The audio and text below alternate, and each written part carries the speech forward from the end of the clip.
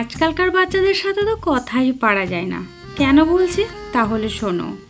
আমার মেয়ে মোমো খেতে এতটাই ভালোবাসে যে প্রতিদিন সন্ধে হলেই মোমো এনে দাও অথবা বানিয়ে দাও এটা বলে প্রত্যেক দিন বিরক্ত করে।